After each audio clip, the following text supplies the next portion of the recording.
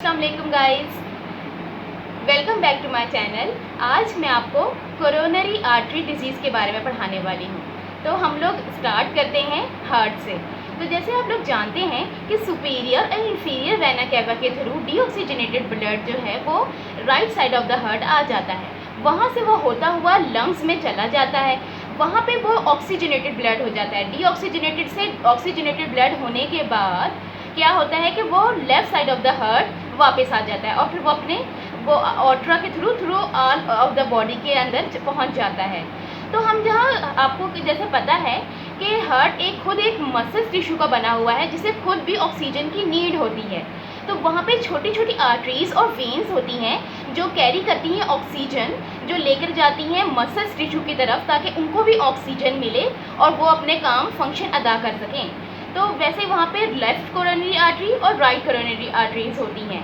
तो मैं आपको बताने वाली हूँ कि आखिर कोरोनरी आर्टरी डिजीज़ होता क्या है। दरअसल इसमें क्या होता है कि पलक बन जाता है कोरोनरी आर्टरी डिजीज़ के अंदर, जिसकी वजह से ऑब्स्ट्रक्शन बन जाती है। जैसे मैं आपको यहाँ पे बताने वाली हूँ कि ऑब्स्ट्रक्शन बन जाती है। ऑब्स्ट्रक्शन कैसे बनती है कि जो डेब्रिस मटेरियल होता है, यानी कि डेड वाइट ब्लड सेल्स हो गए, आरबीसीज हो गए, डेड सेल्स हो गए या प्रोटीन हो गए, डेड जो मटेरियल हो गया, वो जो है यहाँ पर आके अकुमुलेट हो जाता है और यहाँ पर आके ठहर जाता है। उसका एक पूरा यहाँ पे जंक्शन बन जाता है और ये कोरोनरी आर्टरी वाल्स के पास बन जाता है, जिससे क्या होता है कि जो ब्लड आ रहा होता है उसमें मुश्किल हो जाती है। जो ब्लड जा रहा होता है उसमें फिर मुश्किल होने लग जाती है और वो टर्बुलेंट हो जाता है, यानी कि उसको ब्लड को जाने में दिक्कत हो रही होती है। तो मैं आपको बताने वाली हूँ यहाँ पर कि इसको हम लोग क्या कहते हैं। इसको हम लोग कहते हैं आर्थरोस्क्लेरोसिस। कि इसमें क्या होता है कि जब वाल्स जो हार्ट की जो कोरोनरी आर्टरीज होते हैं उसकी वाल्स में जब उसमें कोई ऑब्स्ट्रक्शन बन जाए, प्लग बन जाए या ऑब्स्ट्रक्शन हो जाए, तो उसमें जो क्लॉजिंग हो जाती है उसको हम आर्थरोस्क्लेरोसिस कहते हैं। आर्थरोस्क्लेरोसिस कहते हैं।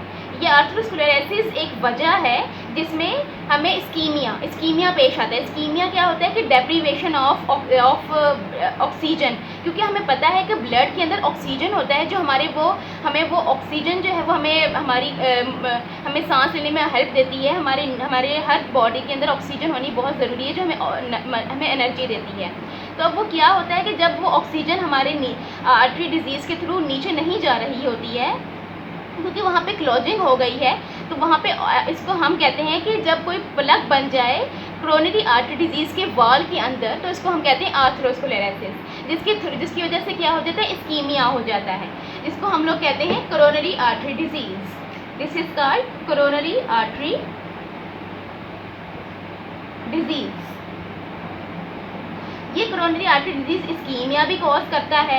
इस्कीमिया में ये होता है कि ऑक्सीजन जो है वो नीचे वो सही से नहीं पहुंच पाती है। इसको हम लोग हार्ट डिजीज़ भी कहते हैं। क्या कहते हैं? Heart disease.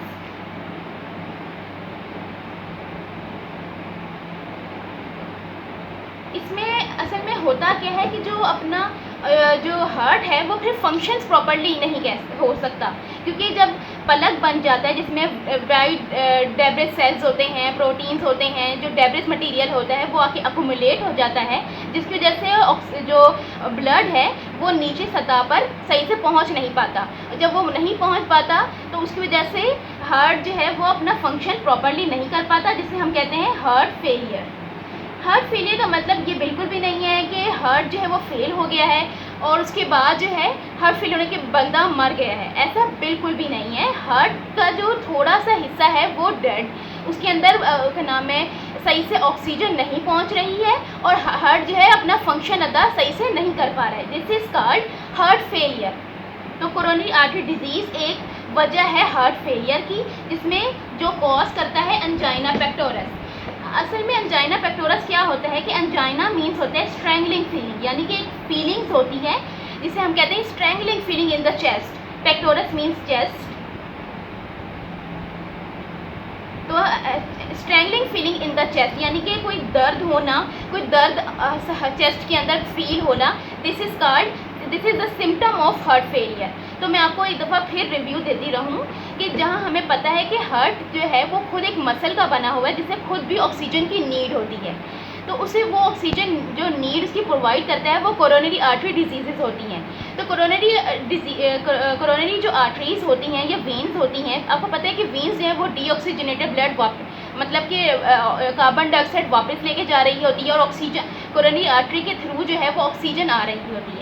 तो जो कोरोनरी आर्टरी डिजीज़ है वो क्यों होता है कि जब कोरोनरी आर्टरी के अंदर कोई प्लग बन जाए, कोई डेब्रिस मटेरियल आके वहाँ पे अकोमुलेट हो जाए और वो वॉल्स के अंदर अकोमुलेट हो जाए, जिसकी वजह से जो ब्लड है वो थ्रू वो नीचे वाली सतह पर ना पहुँच सके, यानी कि यहाँ पर नीचे ना पहुँच सके। यहाँ पे इसका मैं थोड़ा सा आपको यहाँ पे ओवरव्यू दे देती हूँ कि यहाँ तक जैसे कि यहाँ पे प्लग बन गया है और यहाँ नीचे जो है ये नहीं जा पा रहा, तो ये नीचे नहीं जा पा रहा जिसकी वजह से हार्ट जो है वो अपना फंक्शन प्रॉपर्ली नहीं कर पा रहा।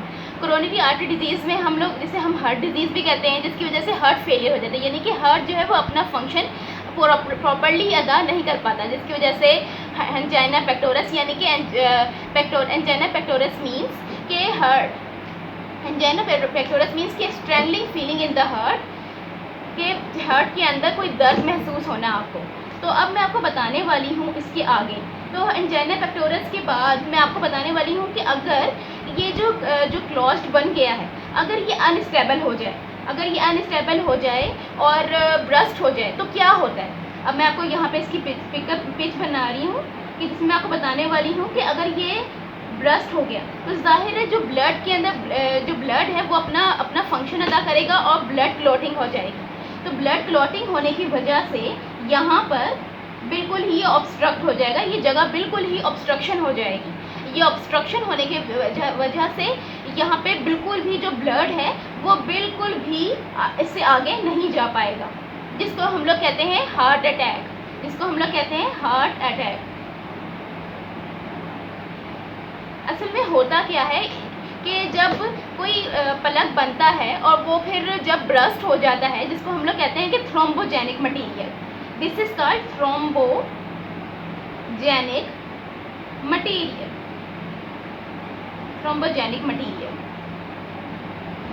जब ये प्लग जो है यानी कि जो क्लोज्ड मटीरियल है यहाँ पर वो ब्रस्ट हो जाए तो ब्लड अपना फंक्शन अदा करती है और ब्लड क्लॉटिंग हो जाती है, ताकि और ये ब्लड क्लॉटिंग होने की वजह से ये जगह बिल्कुल ही आप देख रहे हैं कि बिल्कुल ही ऑब्स्ट्रक्ट हो गई है। अब ब्लड जो है वो आगे नहीं जा पाएगा। जहाँ हार्ट अपना फंक्शन प्रॉपर्ली अदा नहीं कर पा रहा था, तो अब वो हार्ट अटैक की तरफ क्यों आएगा, क्योंकि हार्ट जो है उसके अंदर अटैक हो गया है और वो अटैक ये हुआ है कि वो आगे अपना फंक्शन अदा ही नहीं कर पा रहा। तो जिसकी वजह से मैं आपको यहाँ बताने वाली हूँ कि जब ये थ्रोम्बोजेनिक मटीरियल जो है इससे आगे का नाम है हार्ट अटैक की तरफ पहुँच जाता है। तो मैं आपको बताती जाऊँ कि कोरोनरी आर्टरी डिजीज़ जो है वो एक वजह है जो हार्ट फेलियर भी करवाती है, और हार्ट फेलियर की वजह से हार्ट अटैक आगे होता है।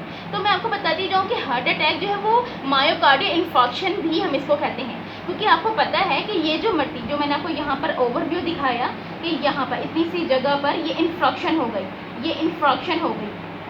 इन्फॉर्क्शन हम इसे कहते हैं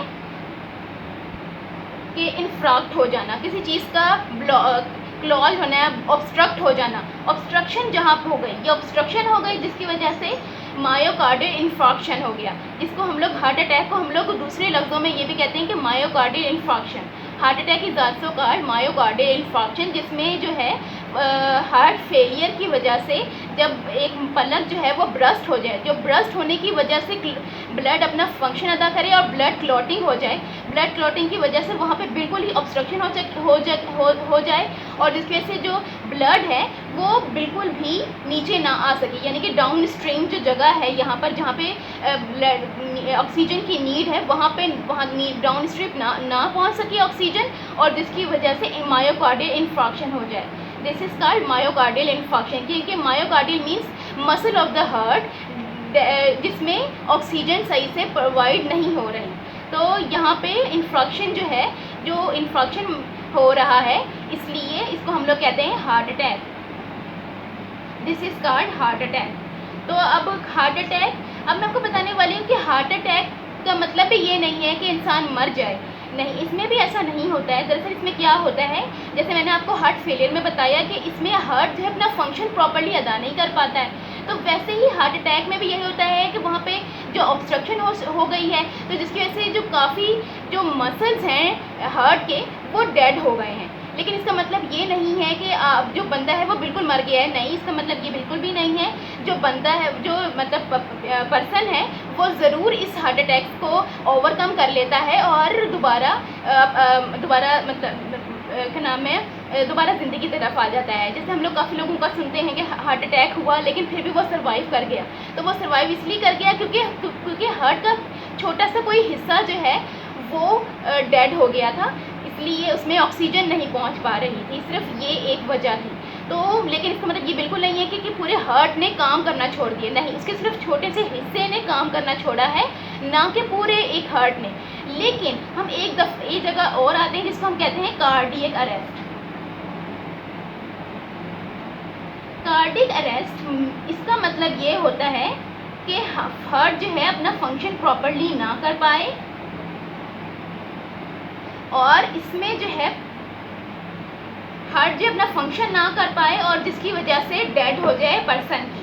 this cause to person death. इसमें पर्सन की डेथ हो जाए।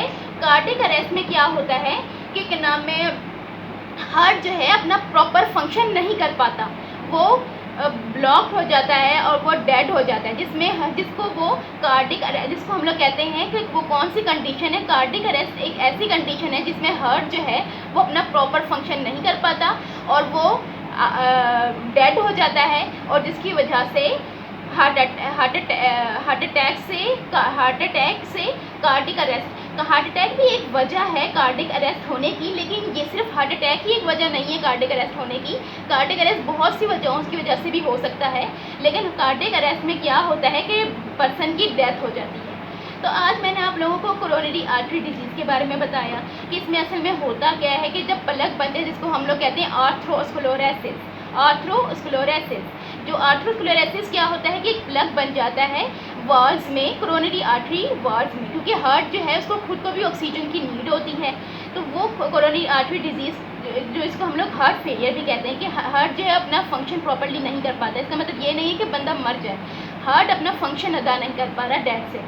तो जिसको हम लोग हार्ट डिजीज़ भी कहते हैं। इसमें क्या होता है कि एंजाइना पेक्टोरस, यानी कि पेक्टोरस मीन्स चेस्ट, और इसमें स्ट्रेंगलिंग फीलिंग, यानी कि हार्ट के चेस्ट के अंदर कोई दर्द महसूस होना, जिसको हम लोग कहते हैं एंजाइना पेक्टोरस। उसकी वजह से उसको लेकिन अगर हम लोग आगे जाएं तो जब प्लग जो है वो ब्रस्ट हो जाए, जिसकी वजह से ब्लड जो अपना फंक्शन अदा करे और ब्लड क्लॉटिंग हो जाए। ब्लड क्लॉटिंग होने के बाद ब्लड जो है वो डाउन स्ट्रीम बिल्कुल भी नहीं आ पाएगा, जिसको हम लोग कहते हैं thrombogenic material. Very fancy word, thrombogenic material.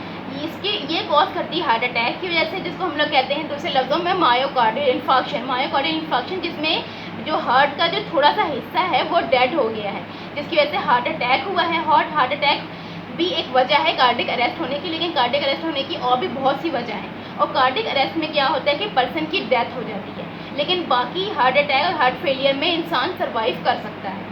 तो आज का मेरा जो टॉपिक था, मैं उम्मीद करती हूँ आप लोगों को बहुत पसंद आया होगा। और मैं आपको बताती जाऊँ कि क्या अगर आपको कोरोनरी आर्टरी डिजीज़ का होने का ख़तरा है, ये अक्सर ज़्यादातर लोगों में होता है जो मोटे होते हैं।